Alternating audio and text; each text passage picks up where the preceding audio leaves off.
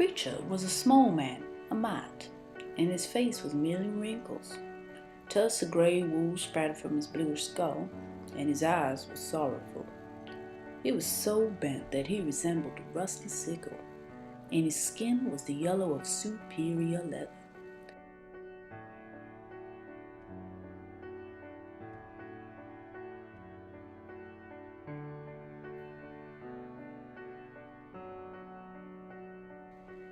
As he studied what remained of his farm, his eyes gazed intensely, but, to tell you the truth, he was thinking nothing. It was quiet, of course, and the coolness made him shiver, so that he went, sat in his rocker, wrapped his legs in a beautiful scrap quilt of green rose and red leaf design, and fell asleep in the still house with all the windows wide, while the wind stirred bright calendars and comic strips he had plastered over the walls.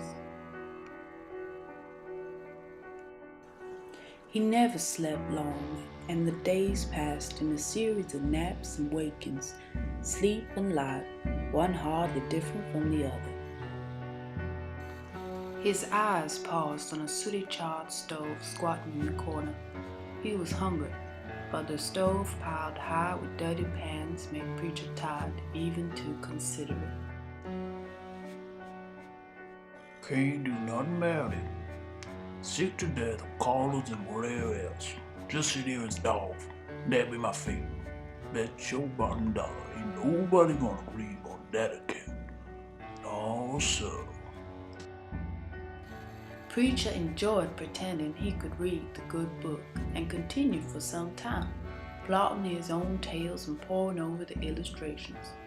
This habit had always been a great concern to Evelina. On the eve of Pappy's death, it was said a great red-winged bird with a fearsome beak had sailed into the room from nowhere, twice circled the old man's bed, and before the watcher's very eyes, disappeared. It was time to speak his piece. He said he was old. He didn't know how old, 90 or 100 maybe, and his business was finished and all his people gone. If there was still the family, then things might be different. Preacher, in fact, had more of a kinship with the Lord than Evelina ever knew. Glory be, Mr. Jesus, as ancient as the ancientest turtle, and ancienter than that.